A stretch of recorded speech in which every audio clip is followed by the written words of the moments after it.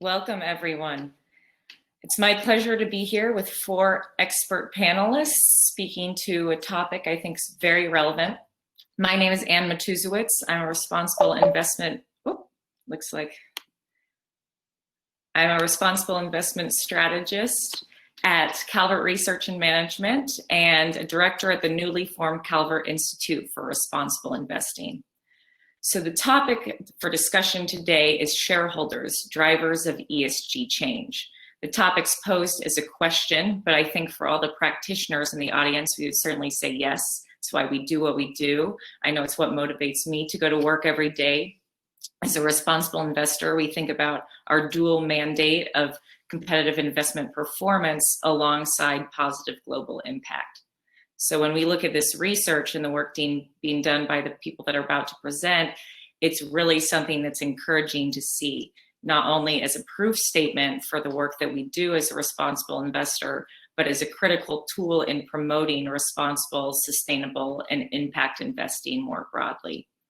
So I encourage everyone to be engaged in the audience, utilize that chat function, ask questions if you have questions for a specific presenter. You can tag them. We'll be sure to circle back at the end of the presentation and address those questions. Again, we hope there's a dialogue. There's a great lineup of content to be discussed.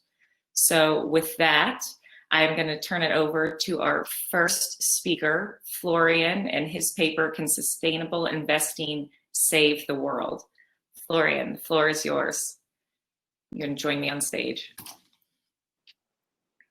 Yes, hello. So let me share my screen.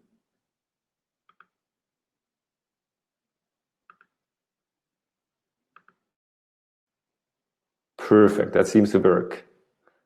Nice.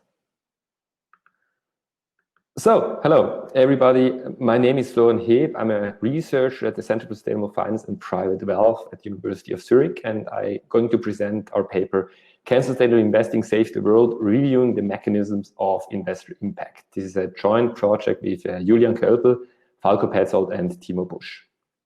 So when we started with this project, we're a bit surprised to find, while there has been a tremendous amount of work on the financial performance of sustainable investing, only very little is actually known about the real world effects of sustainable investing. Thus, our very broad question, how can sustainable investing contribute to social goals? So a few words about our motivation. So why should we actually care about this question? I would say, first of all, there are certainly enough societal goals to reach. Let's take, for example, the Sustainable Development Goals. And I guess many of you have heard of the SDG funding gap.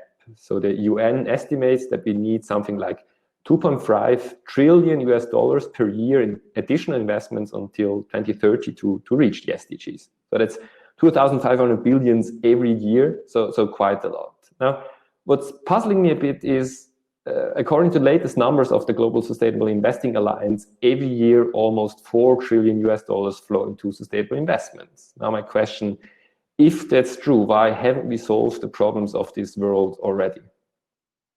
So looking at the state of the world, for me, that certainly points out we need to have a close look at the actual real world impact of sustainable investments. Now that's a very broad question, I would say. So let me say a few words on how we tackle this question. First, we provide a clear definition of the impact of investments. And then second, we distinguish 3 separate mechanisms of investor impact, namely shareholder engagement, capital allocation, and indirect impacts. And I would say that's the main part of our paper. For each of these mechanisms, we do a thorough literature review, basically on the evidence available for these mechanisms. Now let's start with the impact, the definition of impact. To provide a clear definition of impact, we review different existing definitions, mainly coming from the fields of development finance and development aid. And we find that impact is consistently described as a change in a specific social or environmental parameter that is caused by a certain activity. So against the counterfactual of what would have happened anyhow in absence of the activity. So let's take an example. For example, producing solar panels can have an impact by reducing greenhouse gas emissions against the counterfactual of fossil electricity production. Now, if we take this concept and transfer it to the domain of investing, it helps to distinguish between company impact and investor impact. So company impact we define as the change that company activities cause in a social or environmental parameter. As said before, the example, a company may have impact by producing solar panels and that reduce in the end greenhouse gas emissions. We define investor impact as the change that investors' activities cause in company impact. And we see two channels how this can happen. So investors firstly can enable companies to grow. For example, an investor could enable the solar panel company to increase its production. And secondly, investors can encourage companies to improve. So investors may encourage the same companies to basically decrease the footprint of its operations. And the scope of our literature review is clearly focused on investor impact, the first part, so the question, how can investors actually affect corporate activity? And based on expert interviews, we identify three distinct mechanisms of investor impact, namely shareholder engagement, capital allocation, and within capital allocation, we differentiate between growth effects and incentives for improvement and indirect effects. So for each of these mechanisms, we review the existing literature for the level of evidence for a given mechanism, the determinants of effectiveness for the mechanisms, and the limitations of the mechanism. So now I would like to walk you briefly through the findings for each of these mechanisms. Now, let's start with shareholder engagement. So investors may use their rights and access to encourage companies to improve. For example, they can do so by seeking a direct dialogue with management, by posing shareholder resolutions, or by voting at shareholder meetings. Now, the evidence for the effectiveness is quite strong. So there's clear evidence that shows that engagement can be successful and can lead to improvements in the ESG performance of companies. And the literature we reviewed showed that chances of success are higher if an engagement request is supported by influential investors or asset managers. For companies that already have a high level of ESG experience, and even in an engagement demands the adoption of ESG practices with low implementation costs. Connected to that is an important limitation. So literature shows that the chances of success are relatively low for requests that demand structural change of companies. So engagement seems to be only suited for incremental improvement and not for causing transformative change. Now, second mechanism, capital allocation. First of all, the growth effect of capital allocation. So the idea here is that investors provide capital that causes the company to grow faster than would have without this capital. So this mechanism only works for companies that are restricted in their growth by their access to external financing. We identify different determinants. Growth effect is more likely for small and young companies. Investors are also more likely to have an effect on the growth of companies with mainly intangible assets, companies operating in immature financial markets, and if investors are willing to offer concessionary conditions to companies. An important limitation so far, we did not find any evidence for growth effects for large established companies in mature financial markets. Then let's go to the second way how capital allocation of investors can cause change, namely by incentivizing improvement in companies. So the idea here is that investments can send price signals to the entire market that encourage improvement, for example, by screening criteria based on ESG measures. So the abstract idea here is that when green investors tilt their investments towards green companies, the valuation of green companies may go up and the valuation of brown companies may go down. And as a result, managers of brown companies may have an incentive to actually implement changes to become also a green company. figuratively speaking. I say may, while we find clear evidence that non-financial preferences of investors can move asset prices. So far, there's been no empirical evidence that really shows that this has actually resulted in adoption of ESG practices. I must say there's a lot of theoretical work, so several models that suggest this mechanism should work. And these point out different determinants. So first of all, screening is more likely to be successful or impactful for clearly defined specific ESG practices. It's more likely to be successful if many investors share the same screen, if the screened against assets are hard to substitute, and again, if the demanded practices can be implemented at low costs. Limitations, again, impact is unlikely for transformative change, more likely for incremental improvement, and this mechanism does not work for screens against entire industries.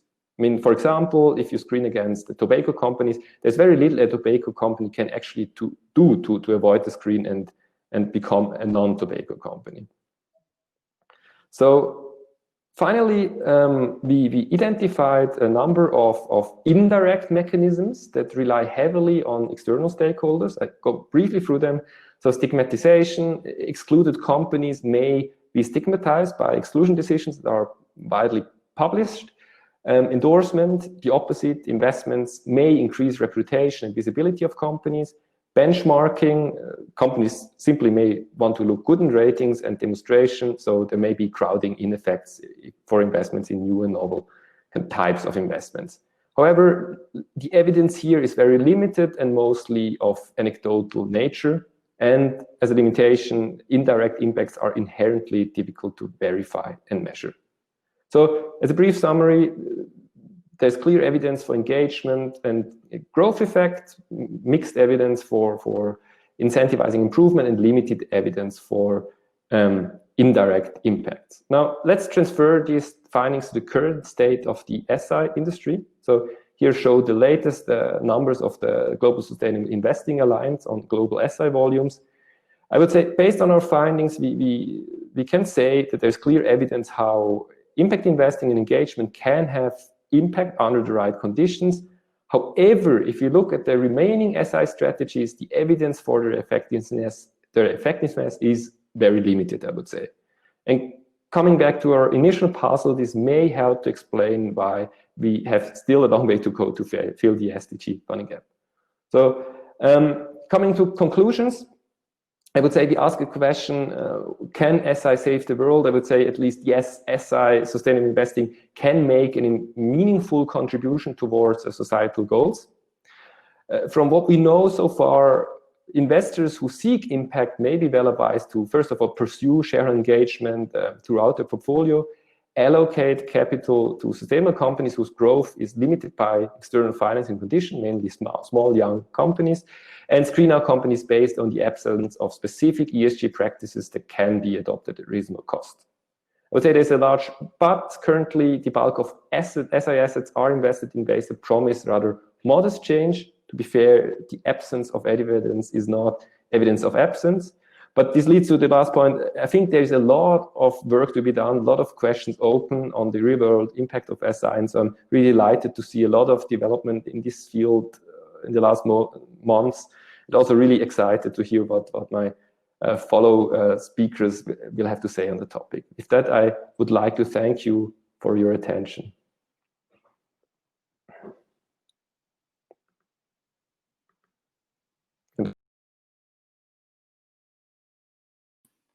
Thank you very much. That was great.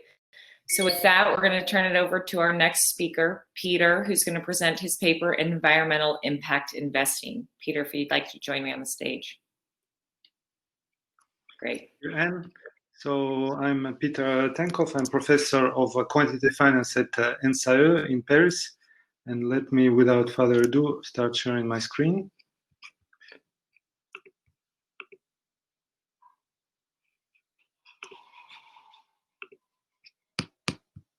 Okay, do you see my screen, Anne?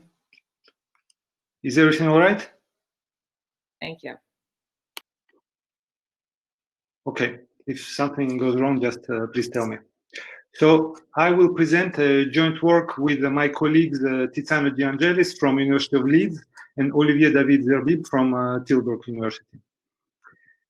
This is the research question of our paper. We want to understand how green investing can incentivize companies to reduce their greenhouse gas emissions.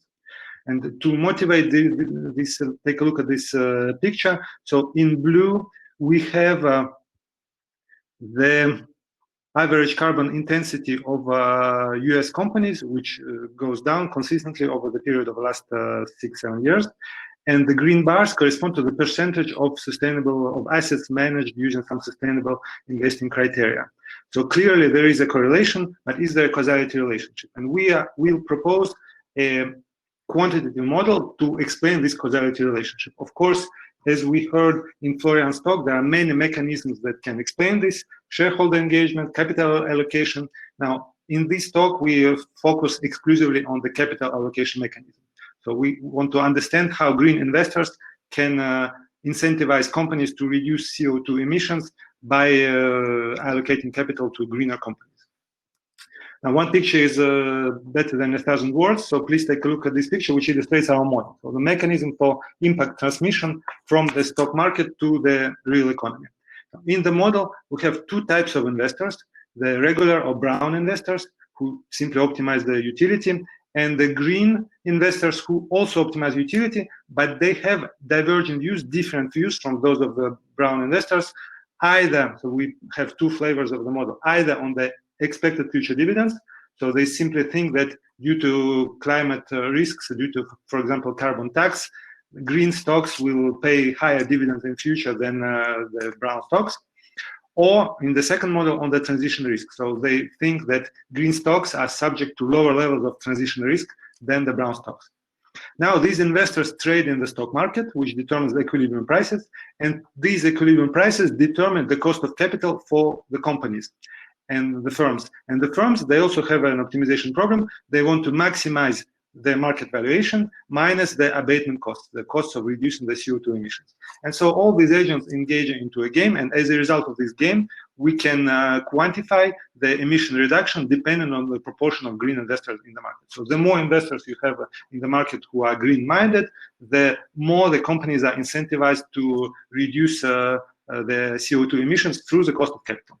And the second interesting conclusion is regarding the difference between the two models. In the first model, the green investors internalize deterministic externalities, so they think simply that the expected dividend will be higher for environmentally friendly stocks.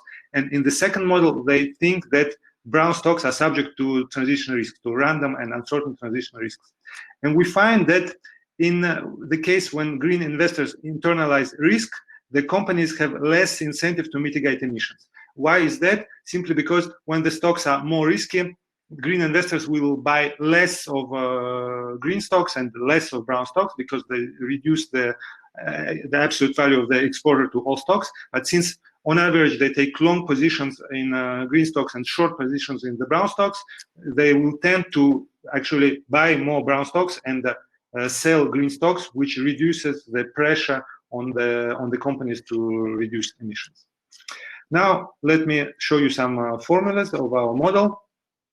So we have an arbitrage-free complete market standard setting with n risky stocks, one risky asset, and each stock is a claim on a single liquidating dividend, D capital T at horizon capital T, and this dividend is basically described as a Brownian motion. B is a Brownian motion, sigma is a volatility. So under the reference probability measures, there is no drift.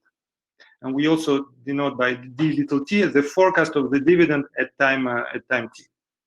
Now, the market is populated by two types of investors, regular investors and green investors, and the difference between them is that they have different expectations about the future cash flows in the first model. So under the probability measure of the regular investors, they simply think that the expected future dividend is given by the forecast under the reference measure. So they use the reference probability measure.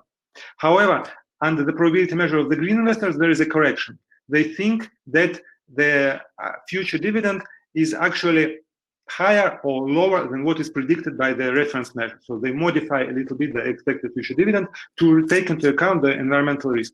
Because what is this theta and psi? Psi is corresponds to the emissions of the companies, the vector of emissions of the companies at a given time, and theta is a decreasing function which describes financial impacts of environmental externalities. So typically for green stocks, the function theta is decreasing. For green stocks, there will be a positive correction, and for brown stocks, there will be a negative correction. Now, the investors maximize expected exponential utility of terminal wealth, and so we can then determine the market prices through market clearing. And this is what we get for prices. We see that the price of a stock is given by the expectation of its dividend plus risk premium plus a correction. So this is written in a differential form. So these are returns, and there is a negative correction on the returns. So brown stocks will have higher returns because their prices will be lower, and green stocks will have lower returns because their prices will be higher.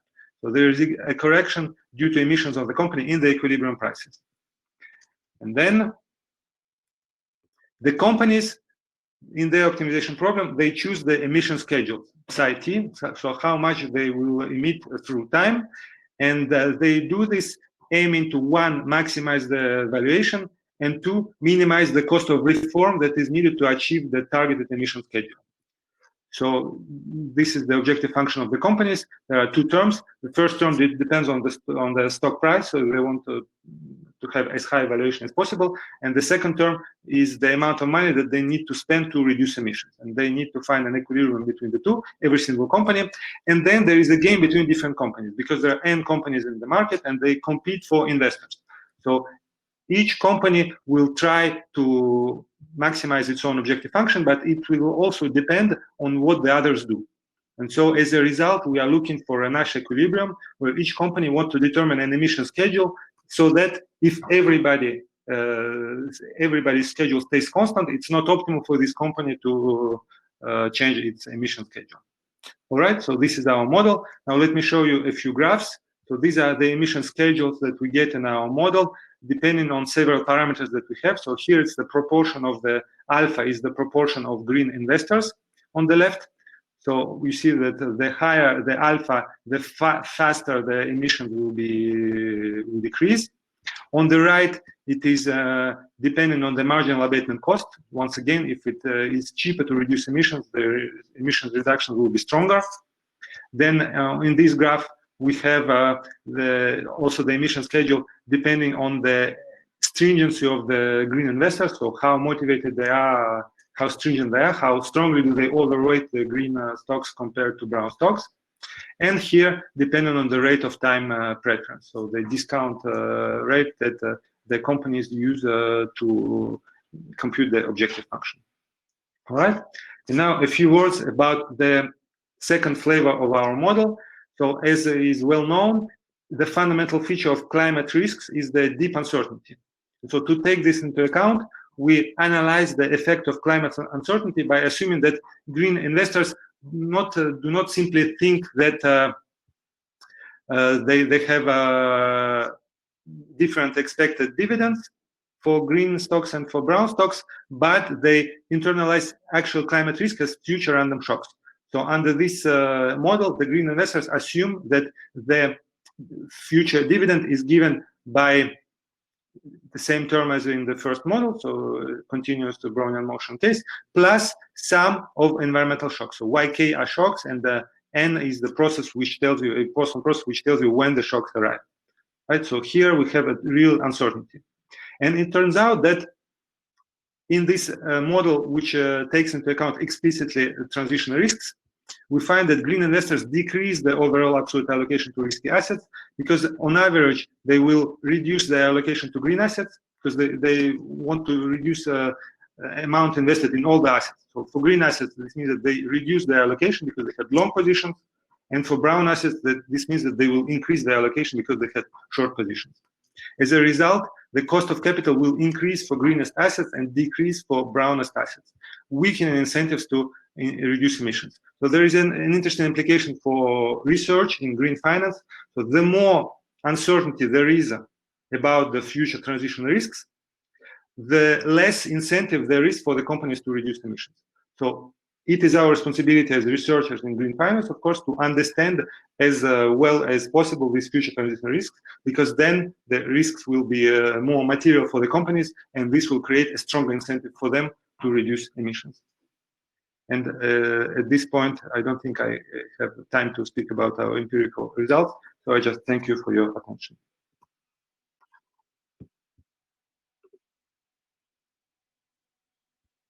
And let me stop sharing my screen. Thank you, Peter. Our next speaker, Lakshmi, is going to speak to his paper, The Real Effects of Environmental Activist Investing. Thank you, and let me just quickly figure out. Okay, just a quick check and my screen.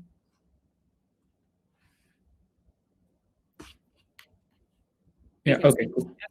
Okay, yeah. So thank you for giving us the opportunity to talk about this paper. It kind of nicely gels with the previous two papers, one that kind of emphasized the mechanisms through which activism or shareholder engagement that focus on climate and environmental risk kind of can change or have an impact on society in general, and the second paper which kind of brings this flavor about costs and benefits. So this paper is joint work with two of my excellent co-authors, Kunal, who's at Rice Jones Business School, and Varun Sharma, who's a PhD candidate at London Business School.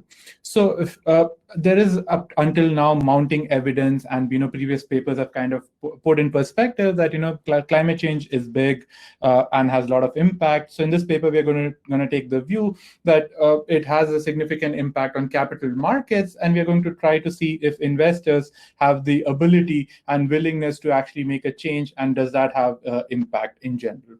So before we move on, just kind of want to make sure everyone's on the same page that what do we mean by environmental activism? So you have the typical shareholder engagement where you have hedge funds or other institutional investors actively engaging with the motive of improving a firm's financial and operational performance. Contrary to that, environmental activism is kind of shareholders engaging with corporate boards to effectively change their environmental behavior. And in the recent past, across the board, institutional investors have kind of looked towards alternative strategies such as divestment, negative screening, etc. And up until now, there's consensus that perhaps these strategies, even though they're quite popular, may actually come at lower future expected returns. So against this background, it's kind of important to understand that large pension funds or shareholders who want to make a change in terms of their portfolio companies' climate risk, can they actually make those changes? And if so, what are the costs and benefits, and how the firms are making such changes, and what's ultimately the impact on financial performance? And these are some of the questions which we're going to explore in this paper.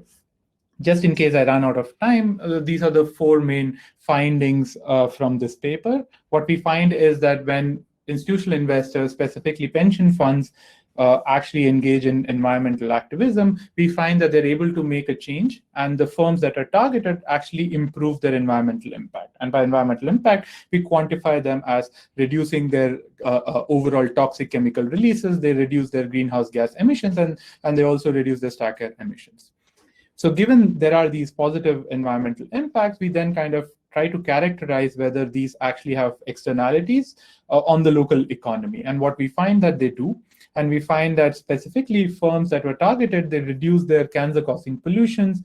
There are significant improvements in air quality within 1 mile of the targeted plant. And not only do firms reduce the level of pollution, they also reduce the intensity of pollution.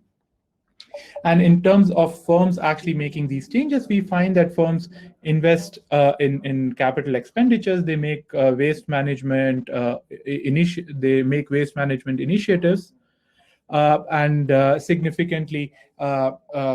significantly leads to a decrease in financial performance. And overall, we kind of conclude that investors are able to delegate their pro-social preferences onto firms in general. So the setting that we use to identify the effect of environmental activism is the setting of Boardroom Accountability Project, which was initiated by the comptroller of the New York City pension funds. And what we find specifically is that the comptroller had a heavy focus on firms that were inadequately addressing climate change risk. So the empirical strategy is then going to compare plans of firms that were targeted to comparable firms within the same industry, and kind of controlling for many other aspects which you might worry could be driving some of the results. And to kind of answer this question and be able to precisely measure any effects, we actually combine a bunch of novel data sets from different sources and show that these results are internally consistent. So if you were to kind of take a step back and take one big picture takeaway from this paper, it would be the following figure, where I'm right now showing you the impact of environmental activism on a time scale. So effectively, what you look at is the blue dots are firms that were targeted, and the red triangles are control firms which or counterfactual firms which are in the same industry but were not targeted. And what we see here is that there is a persistent decline among firms that were targeted, whereas you don't see any such changes amongst the counterfactual firms. So these counterfactual firms provide us with the answer to this question, that what would have happened had these firms not been targeted. And what you see is a very clear evidence that firms actually reduce their overall releases. And when we look at the magnitude, the estimates suggest that this leads to a reduction of about 13% relative to a sample mean. And these are huge numbers in thinking about engagements bringing about these changes, these persistent changes in firms. As I mentioned before, we find that these changes actually come about through stack air emissions. Now, the obvious question is the fact that the campaign was heavily focused on trying to address the fact that firms were not adequately disclosing greenhouse gas emissions. So we kind of then focus on trying to understand, does that also have these implications for such emissions? And the answer we find is a resounding yes, in that targeted firms also reduce their greenhouse gas emissions by a large margin. Of course, this begs the question, what are the externalities of these reductions or improvements in environmental performance of these firms on their local economies? And we take three particular steps to kind of identify these effects. So the first step is we are able to classify, so even though toxic chemical releases in general harm human health and have an impact, you can still classify certain chemicals as cancer-causing and being more harmful than others. And we use this characterization from the EPA itself. And what we find is across the board, around targeting, plants of these firms are reducing their cancer-causing chemicals in general. When we focus on 1 mile radius around the targeted plants, we again find that there is a significant improvement in the air quality as measured by air quality monitors in a very close neighborhood of the plants. And lastly, when we try to take into account the intensity, the toxicity of these actions, of these reductions, we again find that there are significant reductions in the intensity of the pollution. And what we find in our results is that these changes are not just coming from changes happening in New York City, where this investor base is located, because the pension fund is of the New York State. What we find is it's actually geographically spread in wide regions around the US. So this is kind of suggesting that maybe there are these positive externalities that come about through these environmental activism campaigns that are positive for not only the investor base, but also around other geographical regions that are distant from the original investor base. We also then shed light on what are the steps through which firms are actually making these changes. Be the fact that you can see that firms are making some operational changes. The other could be firms are making investing heavily in capital expenditures, and we find evidence consistent with both. So some anecdotal evidence suggests, going through the 10 Ks of the report, suggests that the targeted firms were now installing gas flaring and venting techniques. They were changing their operational practices, such as to make sure that they are indeed improving their financial performance. So when we focus on the changes, when we focus on the specific operation-related abatement efforts, we find that firms are actually making these changes along 2 dimensions. So the first is they're installing more spill and leakage prevention techniques, and the second is they are incorporating more and newer good operating practices, which allows them to efficiently produce more by polluting less. And when we look at the total expenditure at the plant level that goes towards operation and maintenance versus capital expenditure, we find there is a significant increase in total capital expenditure. So our back of the envelope estimates suggest that for the average firm, this is about 3.3 million, which is quite significant and is corroborated by other anecdotal evidence from their 10Ks. So overall, we kind of show that there are these improvements that are happening at the operational level, and also there are these other improvements that happen for capital expenditures. Now, the question you might be thinking is maybe these reductions are happening because firms are producing less. So I produce less, I mechanically release fewer emissions. So while we do not have the actual production data, but the data that we have at the plant level allows us to somewhat answer these questions. And what we do observe in the data is we observe the rate of production and the level of production for each chemical. And what we find is when we look at these changes in either the growth rate or the level of production, we don't find any change. So it is not the case that they're reducing mechanically, they're reducing their emissions mechanically because they're producing less. So that is not what is driving it. Of course, this begs the question, what are the costs and what are the benefits? So we are unable to kind of quantify the benefits in the long run. So you can think about benefits materializing from lower cost of capital, materializing from having more customers in the long run. But given that we only observe around 4 years around the targeting, what we can kind of look at is the financial performance. And what we find is, at least in the short to medium run, there is a modest decrease in financial performance of the targeted firms. And we find that this comes about because now the operational efficiency and the profitability kind of decrease. So this is kind of highlighting, at least suggestively, that there is perhaps this substitution between environmental and financial performance. So doing well by doing good does come at a cost, at least in the short run. Maybe the benefits would take longer time to materialize, and they might come with their associated risk in general. We also kind of rule out specific concerns that you might have, that maybe it's the effect of targeting in general that is kind of driving this, and it's not the specific mandate, and we conduct a bunch of robustness tests. The other concern you might have is maybe these changes are not coming about directly because of these targeting, but they're coming through a channel that maybe they're installing somebody and they're making these changes, and we also don't find evidence of that.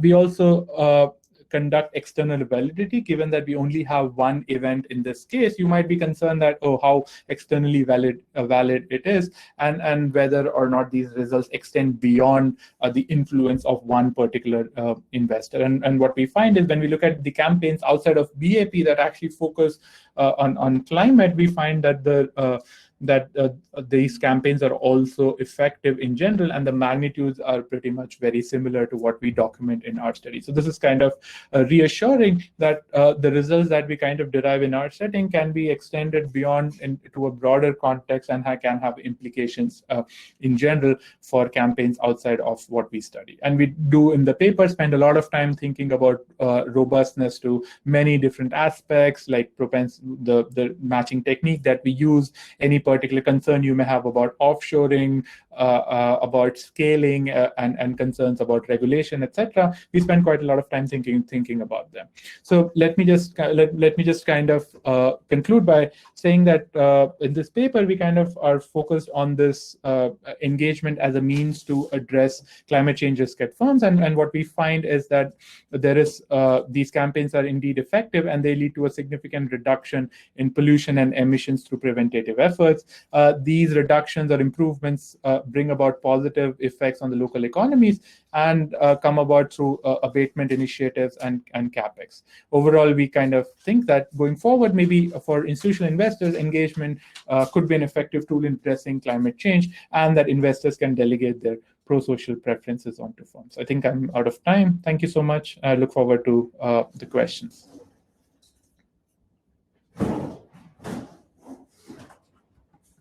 Thank you for that. And our next speaker, final panelist today, is Caroline is going to present shareholder activism and firms' voluntary disclosure of climate change risks. Caroline, to you. Thank you so much. And let me share my screen. All right. So first of all, thanks so much to the organizers for organizing this fantastic event. And it's a really great set of papers in this session, which very neatly fit together. So thank you so much for including our study in this session.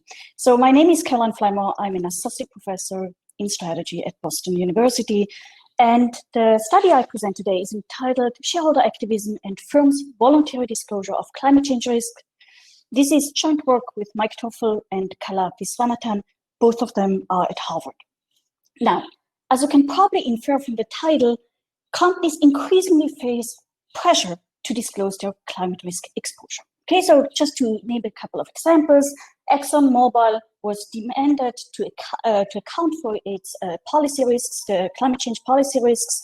The Australian insurance company QBE was under pressure to disclose its climate risks. And more generally, the Wall Street Journal reported that shareholders increasingly pressure their portfolio companies to disclose their exposure to climate change risks. What was true in 2018 was also the case in 2019, and this year the same. Okay, so there's increased shareholder activism demanding that their portfolio companies disclose their exposure to climate change risks.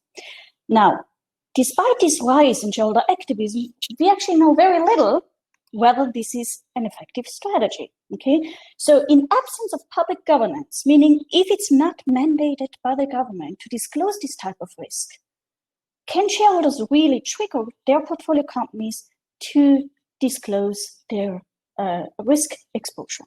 And if so, what are the shareholders, who are the shareholders that are more effective in doing so?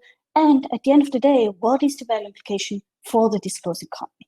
So this is exactly where our study comes in. And I would like to highlight two things. First of all, in contrast to the other studies and to much of the work that has been done in academia, our study is on the exposure to climate change risks, which is not the same as the environmental footprint of the companies. Okay, so and the second one is we are focusing here in on a context where the government does not mandate the disclosure of climate risks, but rather it's basically voluntary, which is unfortunately speaking the case in many, many countries. All right, so before I go on, let's just take a step back and look at what is going on in this world and what kind of trends are going on that are relevant for business. Well, first of all, as you all know, companies are increasingly facing risks and costs associated with climate change, regardless of their very own emission levels. Second of all, governments increasingly take actions to curb climate change, maybe not the US and other countries, but many, many other governments do.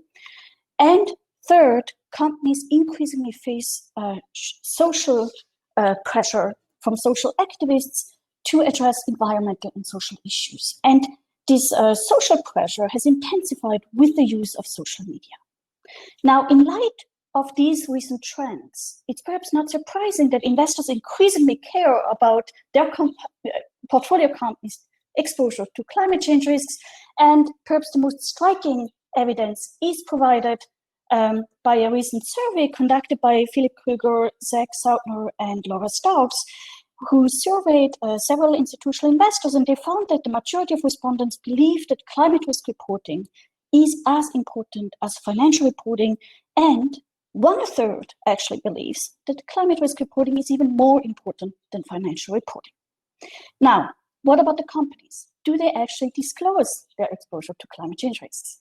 Now, from a large literature in economics and psychology, we know that individuals, so not just managers, but individuals more generally, are quite myopic. So in a sense, they have an excessive preference for the present. So this means that they tend to favor short-term rewards over long-term rewards, even if long-term rewards are substantially higher. And the reasons for this myopic behavior include, for example, cognitive limitation, impatience, the kind of inability to capture what's going on, okay, the complexity. So now, for managers, this myopic behavior is further intensified by career concerns, quarterly earnings expectations, etc. So what does this mean for the disclosure of climate change risks? Well, this means that managers are likely to put less emphasis on the long-term benefits of disclosing their climate change risks, which include, for example, the management and mitigation of these risks, while they put more emphasis on the potential short-term costs of disclosing those risks, which includes, for example, the risk that the investors will use this information to reallocate their assets, moving away from the disclosing company towards companies that have more favorable risk-return ratios. Okay, so in sum, management has incentives not to disclose these risks unless it is mandatory to disclose them.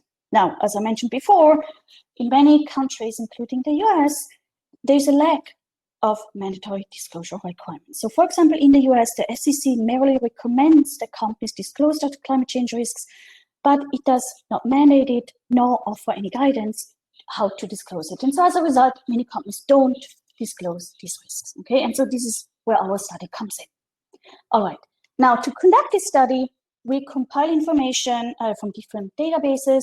The climate change risk disclosure data we obtain from the Carbon Disclosure Project, which every year sends out the survey asking large companies to disclose what the risks and opportunities are posed by climate change, what their strategies are, how to address them, their greenhouse gas emissions, etc., etc.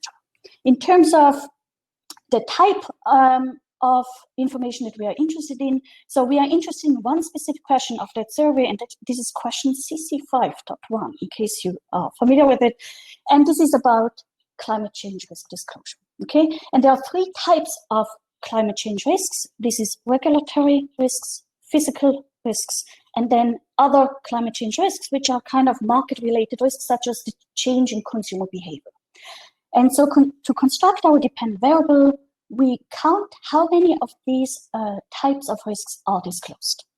Then the environmental shareholder activism data we obtain from the Institutional Shareholder Service database, which provides a richness of information. And what we do is we count the number of environmental shareholder proposals that are submitted to a given company in a given year. All right, so merging these two databases, we obtain a final sample of 1,110 firm-year observations, and we have a sample period of 7 years. Now let me get to the methodology. So we start off with a simple OLS regression where we regress disclosure of climate change risks on environmental shareholder activism. We include firm fixed effects, year fixed effects, a bunch of controls, as well as the error term. And this one we cluster at the industry level to allow for within industry correlation. Now, don't say it, I know an obvious challenge with estimating such an OLS regression is that environmental shareholder activism is likely endogenous with respect to firms' decision to disclose climate change risks. Okay, so in other words, there could be unobservables that are driving a spurious relationship between the two. Now, in short, ideally, what we would like to have is an instrument for environmental shareholder activism. The specific instrument that we use is the wave of shareholder activism. So that is, a given shareholder, such as, for example, CalPERS, adopts an agenda and submits the same proposal to multiple of its portfolio companies in the same proxy season. Okay, so they target firms across industries, geographies, and the motives are orthogonal to the firm's specific characteristics. So in other words, shareholder proposals that are submitted as part of this wave, they are likely to be exogenous with respect to any specific firm characteristics. All right, so using this wave as an instrument, we then use a two-stage D-square approach. I'm not going to go through the methodology, given that you are all aware of what this is, but rather let me skip to the results, okay? So first, what you're looking here at is our kind of main results or baseline results. That is can shareholder activism, environmental shareholder activism, trigger the disclosure of climate change risks? In the first column, we include firm in year fixed effects. In the second column, we also include controls. In the third column, we also include industry times year fixed effects to account for any industry trends. And you can see that the results are fairly consistent and positive, suggesting that in economic terms, this corresponds to an increase in climate risk disclosure by about 4.6% per proposal, which means that if a company in a given year is targeted by, let's say, 3 climate-related proposals, they are by 15%, the probability of them disclosing the climate risk exposure increases by 15%. All right. Then we obtain very similar results if we use the two-stage D-square approach, using this the wave of environmental shareholder activism as instrument. And now let me get to perhaps what is even more interesting to understand now who are the shareholders that are most effective in triggering the disclosure of climate change risks. In short, what we do find is that shareholder proposals that are submitted by institutional shareholders, and especially those institutional shareholders that are long-term investors, they are the most effective shareholders in triggering the disclosure of climate change risks, which is very much in line with the notion that these are the shareholders that not only have the power, but also their incentives are more likely to be aligned with the long-term firm value, or with the long-term interests of the company, and therefore companies and managers are more likely to feel comfortable to disclose those risks, and they are less likely to feel the threat of the investors taking this information at the cost of the company, meaning that they would reallocate the funds to some other portfolio company. Okay, all right. Then again, the results are robust regardless of which specification we use or which approach we use. Last but not least, let me get to the value implications. So those companies, what happens to the value of the companies that disclose their climate change risks following shareholder activism?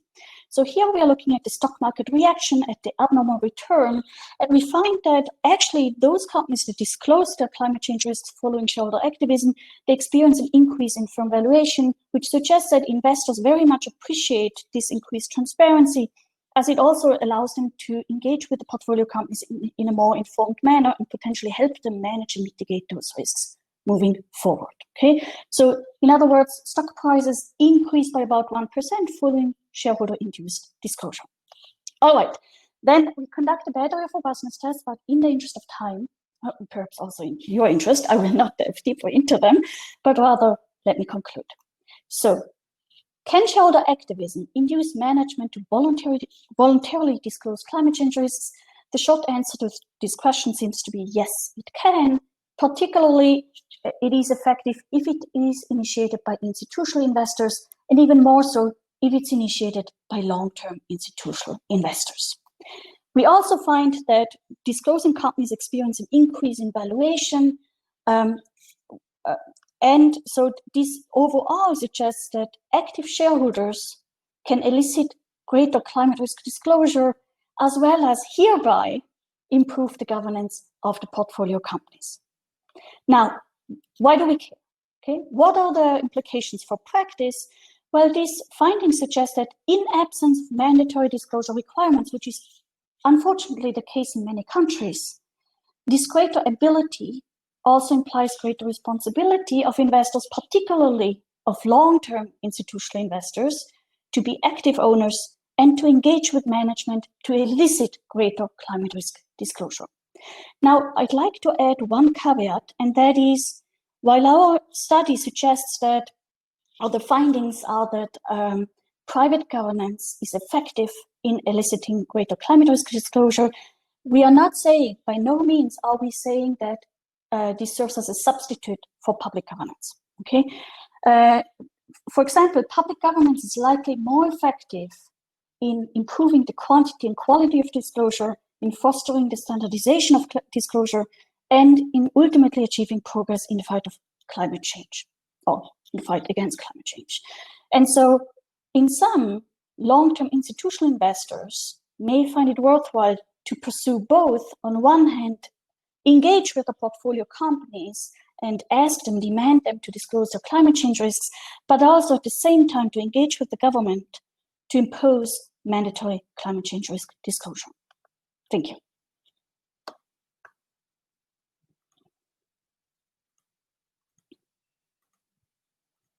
Thank you, Caroline. Now we're going to try to address as many questions as we can in the next few minutes. I want to thank our panelists again for speaking to these very important topics.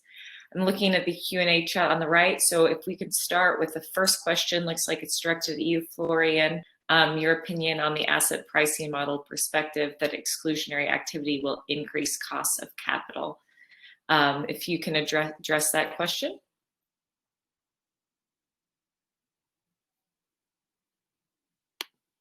So, hello again. So the question, whether exclusionary activity will increase cost of capital. I mean, there has been some cases where this has clearly been shown. For example, for the tobacco industry. I mean, there's one really nice paper showing that the tobacco companies face decreased valuation and higher cost of capital. But interestingly, this also causes tobacco companies to switch more to bank loans. So from an impact perspective, it remains questionable whether this has any implications on their growth. Thank you. The next question, I'll look to Lakshmi. If you can see the questions in the Q&A box. Is there evidence of medium and long-term financial benefits which offset short-term financial costs?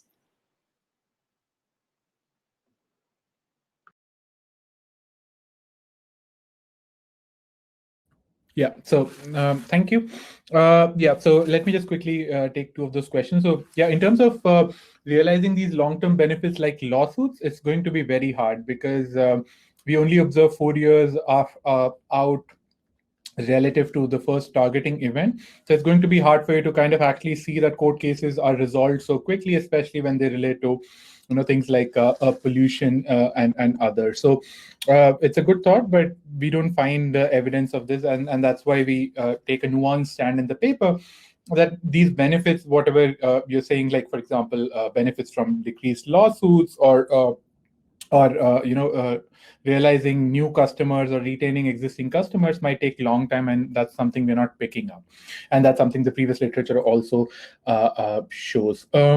And also, there was this question about are the results dependent on the percentage of votes in favor of proposals? So what happened was when these proposals were put in, most of them were immediately adopted, and these were proposals that were meant for proxy access. So at least for 2/3 of the firms in the sample, the moment they were introduced, they were immediately adopted, and for the others, they were immediately adopted within the next voting cycle. So we don't have enough variation in there to kind of say, well, the ones that had more vote versus less vote, everything eventually passed with, through backdoor conversations in the dialogues that the investors and the firms had. So yeah, I think these are the questions that I had, but thank you so much. Thank you. Question to Peter. The question is around the trade-off between performance and impact. Yes, so is one of your takeaways that investors can only have an impact when they forgo returns? No, actually it's not, because in the paper what happens is that we have two conflicting beliefs. The green investors do not believe the same thing as the brown investors. And in the worldview, in the universe where it is the beliefs of the green investors which are the true ones, they are doing the right thing financially. They are optimizing their financial flows, and so they get richer more quickly than the regular investors. And if you believe in the same thing as the green investors, then you don't need to forgo returns.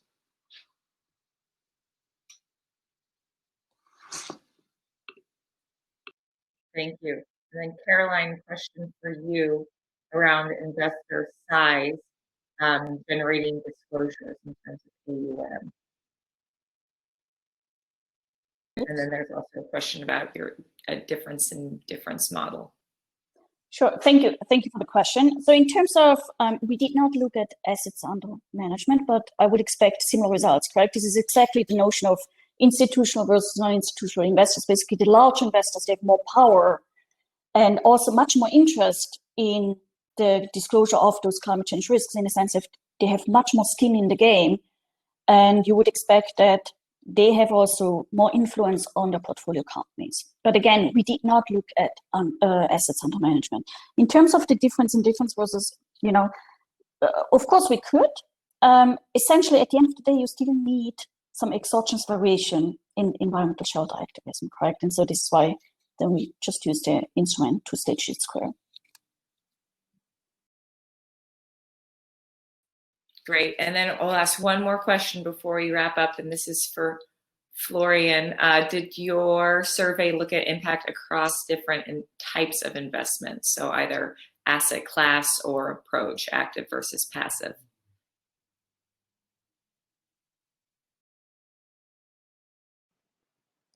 So maybe I find the question of active versus passive really interesting. No, I mean, we didn't really find the research that is looking at this question. Would be interesting to see. I mean, certainly, with the rise of passive investing from the models that we looked at, it's clear if passive investors start to have kind of like clear rules on how to deal with ESG performance, for example, having thresholds to kick out automatically ESG laggards, that may have pricing implications for these companies and may create incentives. So I'm really curious about whether these incentives, they're actually there. So it's really great to see Peter's work. I really also enjoyed the empirical part, which you were not able to present. Really interesting. On types of investment, equity versus debt. So what all the models that we looked at can clearly say the more efficient markets are in pricing, the lower effects of non-financial preferences are. So I would say that there has clearly been more work on the equity side than on debt. So, I mean, it connects to the second part of Dan's question I didn't really answer in the first part. I think in the equity part, the kind of substitution of investors is really strong. So it takes a large share of investors to really make it. And in the debt part, this may be less the case. So there may be faster pricing effects, but the literature on this part is really in its beginning. So looking forward to see what further research will bring on this topic. Thank you very much. And thank you to all of our panelists for your work and contributions to the field.